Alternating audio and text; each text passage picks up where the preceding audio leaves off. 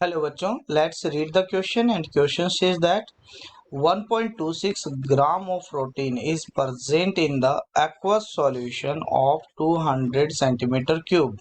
Calculate the molar mass of the protein if the osmotic pressure of such solution is 2.57 into 10 to power minus 3 bar at 300 Kelvin. तो यहाँ पर आपके पास में protein का molar mass निकालता है। ठीक है, तो हमारे पास में इस क्वेश्चन का जो की कंसेप्ट होता है वो है आपके पास में कि ऑस्मोटिक प्रेशर। तो ऑस्मोटिक प्रेशर को हम पाई से डिनोट करते हैं और वो किसके इक्वल होता है, ICRT के इक्वल होता है। यहाँ पर C क्या है, C है कॉन्सेंट्रेशन, कंट्रेशन जो मोलैरिटी ही होती है, और ये किसके इक्वल होता है, ये होता है mole of solute divide by volume of solution, वो भी लीटर के अंदर।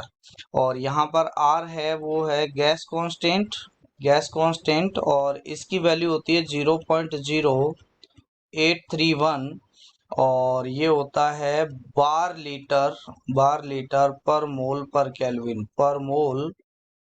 केल्विन में। T यहाँ पर टेम्परेचर है जो आपको दिया गया है और वॉल्यूम भी आपको दिया गया है। ठीक है, तो यहाँ पर अपने चीज लिख लेते हैं जो दी गई है और उसको इस फॉर्मूले में पुट करते हैं।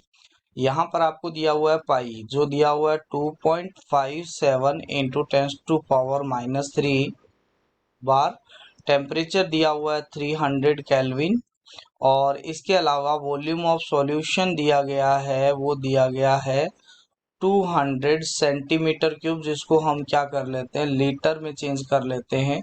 तो ये आ जाता है आपके पास में 1/5 लीटर।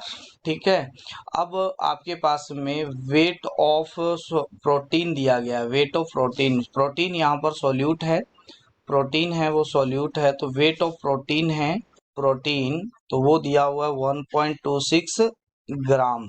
तो हम मोल ऑफ प्रोटीन निकाल लेते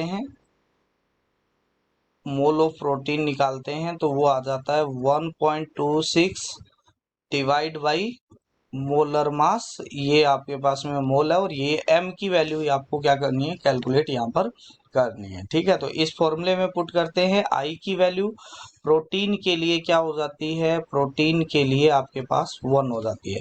तो इस फॉर्मूले में पुट करते हैं तो 2.57 इंटू 10 टू पावर माइनस 3 और इक्वल टू I की वैल्यू 1, C की वैल्यू आपने पास रख दी है वो 1.26 डिवाइड बाई मोलर मास, तो मोलर मास m हो गया और इसके डिवाइड में वॉल्यूम आता है तो वो आपके पास 1/5 है तो ऊपर चला जाएगा 5। ठीक है, तो ये तो कॉन्सेंट्रेशन आ गई। ठीक है, आप कॉन्सेंट्रेशन को यहाँ से देख सकते हो, वो कितना है 1.26 मोल डिवाइड बाई मोलर मास और पूरे के डिवाइड में वॉल्यूम आता है वो भी लीटर में, तो 1/5, तो ये आ जाएगा 1.26 into 5 divide by molar mass. इसकी वैल्यू यहाँ पर रख दी है। R की वैल्यू रख देते हैं 0.0831 और टेम्परेचर की वैल्यू रखते हो यहाँ पर 300।